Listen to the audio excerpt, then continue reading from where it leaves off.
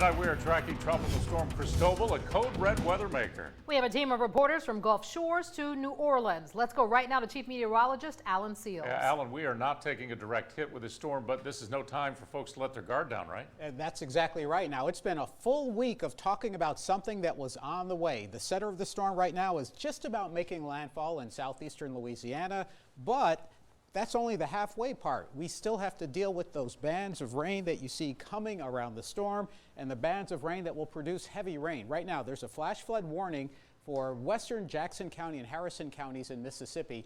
They've picked up over ½ a foot of rain in that part of our area so far. In the recent past, so far so good for most of the NBC 15 area. We do have a band of rain and thunderstorms inland, but these are the bands that still concern me, the ones that stretch out into the Gulf that still have the potential for producing waterspouts that move ashore as tornadoes. So we still have a lot of things to be concerned about. If you're north of Interstate 10, the winds have not been too bad today. These are current winds. East to southeast, 15 miles an hour. Once you get closer to the coastline, look at the steady wind at Pensacola, 21 miles an hour. Gulf Shores, 28 miles an hour. Dauphin Island was reporting just a moment ago the steady wind was 39 miles an hour. There's the update, 36. And these winds are gusting. So we've got mostly an east to southeast wind. And as that wind shifts tonight, some places will see water rising rapidly just based on the wind shift. That's a live view at Gulf Shores right now. That's dangerous, that's deadly, but that's the sign of a tropical storm to our west. As I mentioned, an east wind at 28 miles an hour, high humidity. And here's what you need to think about if you haven't yet seen the water rise as we've seen on the causeway earlier. Earlier today at 1 o'clock, that was high tide. The water came up on the causeway, and now the natural tide cycle is going down to a low tide around 1 a.m. The difference is going to be about 2 feet. So we've got two things happening. The wind will start shifting, pushing water more to the north. At the same time, the natural tide goes down. Now, after 1 a.m., the tide starts rising, and you'll see in just a moment that we're going to pick up a steady south wind through the night. So even if you haven't seen rising water yet, it's still very possible overnight. Here's your projection toward midnight of wind speeds and direction along the coast, pretty much what they are right now, between 25, 30 to 40 miles an hour. Inland tonight, easily 20 to 25, so a little stronger than they've been for most of the day. And then overnight, that's when the winds become southerly. So that south wind is going to push water northward as opposed to the east wind, which pushes it toward the west. So that's when we start dealing with, again, that possibility of rising water, especially along Mobile's Causeway and Choctawhatchee Bay, Pensacola Bay, all the bays, Biloxi Bay. That's when storm surge could actually be higher than it is today. So we're not done with this by any means. At midday tomorrow, it's still going to be a windy day. Now, here's the actual rain forecast. By 9 o'clock this evening, we will still see those bands of rain and thunderstorm coming in from the Gulf of Mexico. We still have to be alert for the threat of tornadoes. And just like I talked about the last couple of days, all the highest impacts are still more likely the farther west you go and the farther to the coast that you are. Overnight, 1 a.m. as we hit low tide, that's when we'll still see scattered showers and thunderstorms. We'll start tomorrow morning the same way, windy with rain off and on, especially along the Mississippi-Alabama state line and across southern Mississippi. And even by mid-afternoon tomorrow, we're still going to see a threat of isolated tornadoes with these small feeder bands coming in from the storm. So stay updated to all of these possible scenarios. I'll be back with more on the forecast in just a few minutes. All right, thank you, Alan. More than 1,000 people in Mobile County are currently without power. Just 1 minute ago, Alabama Power released this information stating about 2,300 customers in Mobile County are now without power. Most are in the Beulah Battery, Theodore, and Saraland area. Crews are working as fast as they can to restore power. Make sure you stay away from down power lines. Here's a look at some viewer video from Dauphin Island. Conditions there were quickly deteriorating. You can see the rain pouring down as NBC 15 News viewer Mercedes Lene makes her way off the island. All right, Kelly, continuing our team coverage tonight from Dauphin Island, an area that floods easily, even just during a thunderstorm. Yeah, NBC 15's Laura Barczewski has been watching those conditions really deteriorate all day. Laura, what's it like on the island this evening? Yeah, right now, actually, Mayor Jeff Collier just tweeted out saying that he is having Alabama Department of Transportation escort cars off the island. They say if people want to get out, they need to get out now. We just saw some cars go down that way. That was just the first line of cars that went down there. Conditions are still continually getting worse as the high winds are ripping through this area. I talked with the Dauphin Island mayor a little while ago before he announced that they would be asking people to leave. He says one thing they've been focusing on for several hours is clearing this roadway. The causeway leading into the island is closed off, and they're working hard to try and reopen it. AlDOT has trucks and people in place just down the road, telling people to turn around for the time being. Mayor Jeff Collier says they're using city equipment to try and clear the road. Debris continues to wash up onto the road, logs and vegetative debris, but also rocks, which are a major problem. When we drove down the road heading to the island, an official told us to turn around, and we can see now that things are continuing to get worse on the island as people are being escorted off by the Alabama Department of Transportation. The saltwater flooding, that's always the biggest concern that we have on the island, particularly when you have a tropical storm. And so saltwater flooding on the west end is what has been happening. We still don't know all the circumstances down there. And then, of course, the causeway leading to the island, and we're having that to deal with now as well. So, you know, beyond that, we shouldn't be seeing a lot of structural damage or anything like that. The mayor tells me that he wasn't even able to get over to the west end before it got too bad, and he had hoped to get over there to do some surveillance, but hasn't been able to do that at all. We're going to continue monitoring this as people are continuing to be escorted off of Dauphin Island. Live in Dauphin Island, Laura Barczewski, NBC 15 News. Thank you, Laura. Many of you have been sending us storm damage photos from where you live. Check out this photo. Damage already reported in Gulf Shores. NBC 15 News viewer Christy Trout sent in these pictures. She says a glass pool enclosure collapsed at the Colonnades condo complex on East Beach Boulevard. You can see debris scattered all throughout the area.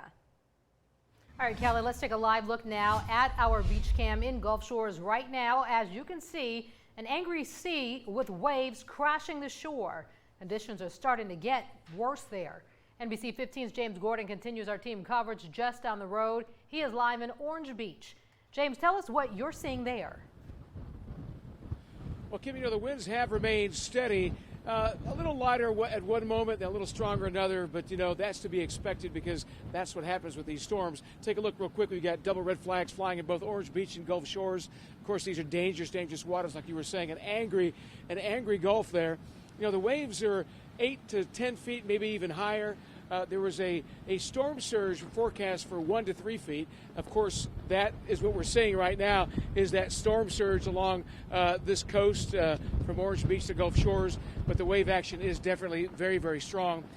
The biggest thing that will happen here, I'm talking to local city officials in Gulf Shores and Orange Beach, is going to be beach erosion. That is something they'll have to deal with coming up this week, is to assess the damage along the beach. Again, these are beaches that are renourished every so many years, and it is due for renourishment. They did a flyover, they tell me, back in May, and this erosion will definitely seal the deal when it comes to getting the money secured from FEMA to renourish these beaches. They had not been renourished since 2006 after Hurricane Ivan.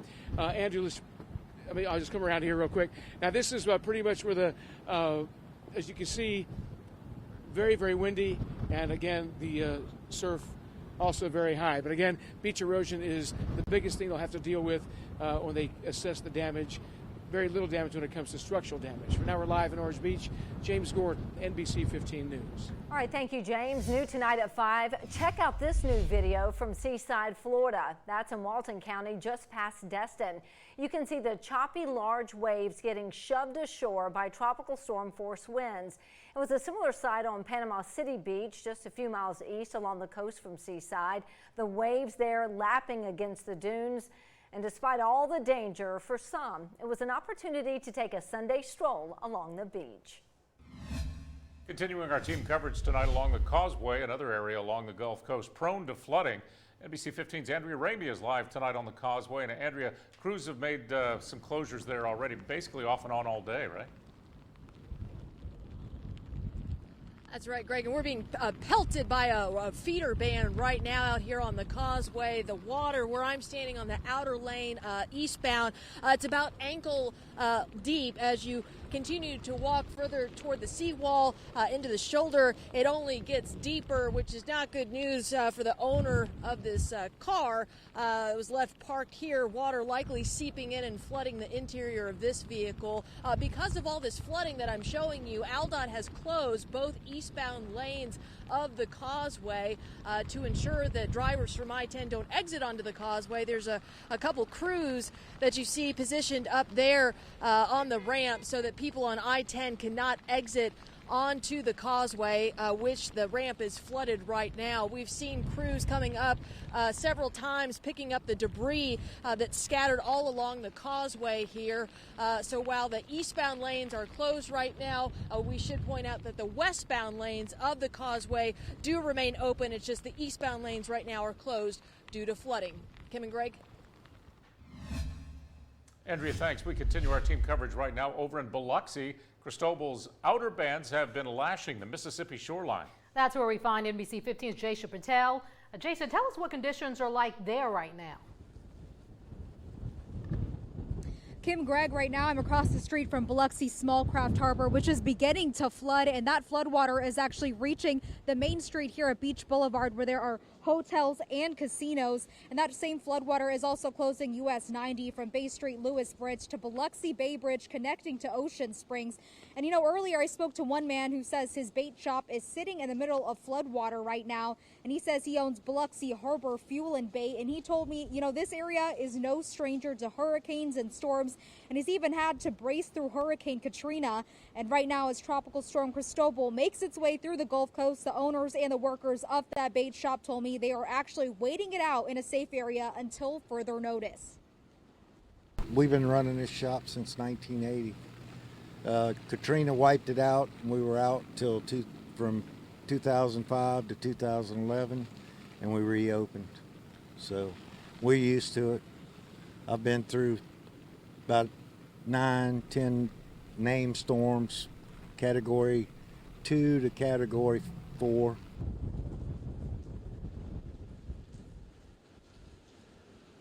They told me that they're waiting for the floodwater to recede and for the storm to die down before they go back to assess the damage. Reporting live in Biloxi, Jaysha Patel, NBC 15 News. Jaysha, thanks. Don't forget, download our NBC 15 weather app right now so you can receive breaking news alerts at your fingertips. It's free and it's easy to use. You can track storms on the go and watch the latest forecast. Just search WPMI WX in the app or Google Play stores. We are heading to the Big Easy. And New Orleans very close to a direct path of the storm where it's expected to make landfall tonight.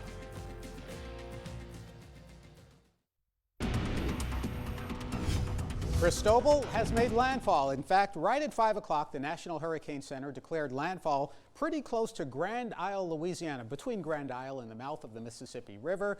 Maximum wind 50 miles an hour, still gusting though as high as 65 to 70, and the motion is still to the north at 7 miles an hour.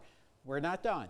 It made landfall, but we're not done. We still have these bands of clouds that bring the rain and the thunderstorms inland. So tonight, conditions may actually deteriorate more than they've been for most of the day, and that will continue into tomorrow morning.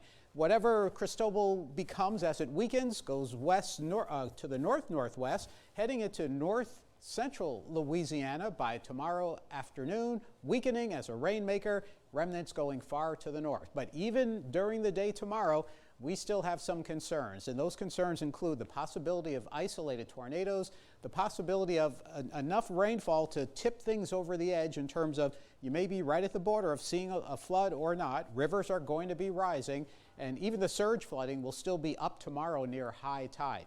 Winds, highest winds, they'll be near the coast tonight and especially farther to the west. Here's the current radar, the broader perspective. You can make out the center of the circulation south of New Orleans, but notice the heaviest rain is north of it, northeast of it, and east of it. So the radar doesn't show you what's going on farther to the south, and that's why we still have to watch for the rain that is coming.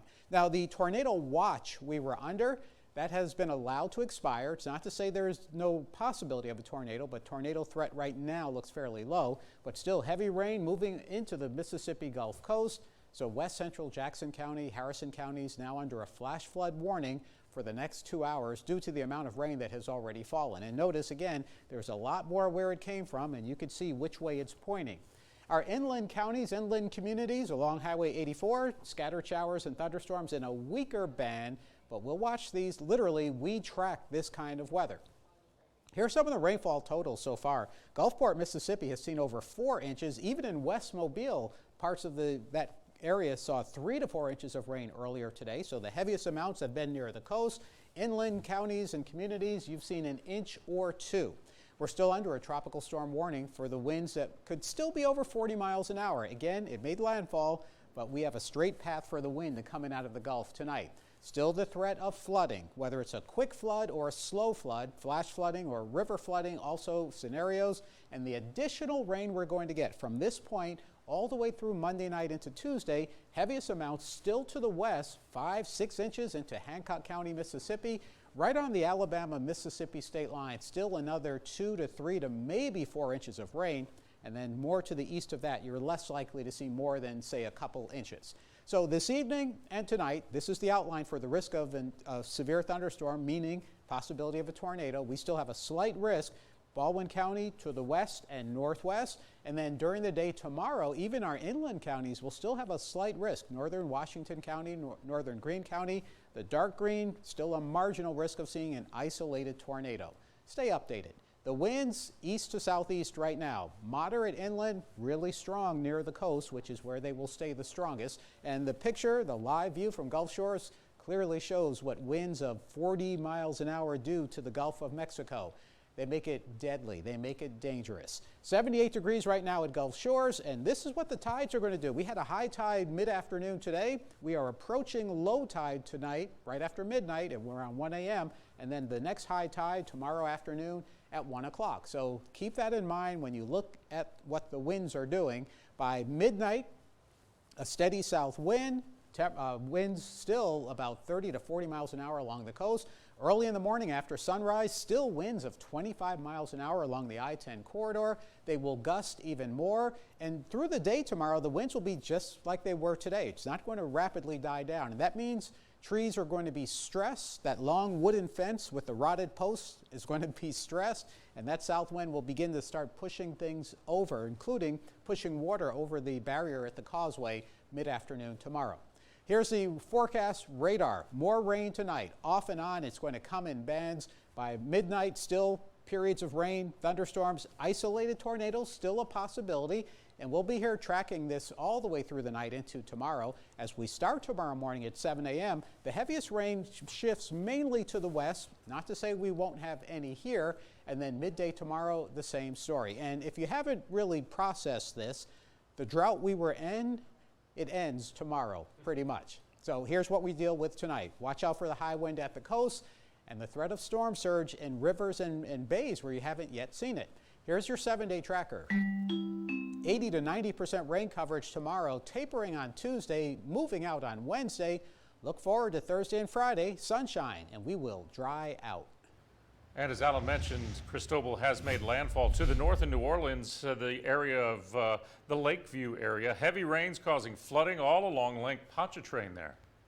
And take a look at this video right now. We're learning some drivers who got stuck in the high water had to actually be pulled from their cars. We're going to take you live now to Biloxi. This is a live shot in Mississippi where storm surge continues to come ashore, causing some pretty serious flooding.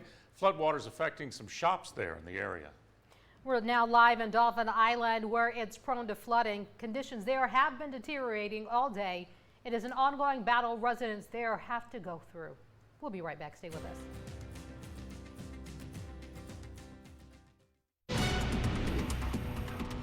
Tropical storm Cristobal made landfall about 30 minutes ago in southeastern Louisiana. Maximum wind 50 miles an hour, but we are far from being done with this system. This is only the halfway point. Tonight, tomorrow, we still have to deal with these threats: high wind, heavy rain, possible tornadoes, and even some surge. Now, that's a quick view of the forecast going all the way through tonight into tomorrow, and what it shows, more bands of rain. All right, Alan, thanks so much, and thank you for watching NBC 15 News at 5. Don't forget you can get another look at your headlines and forecasts by going to mynbc15.com. Good night.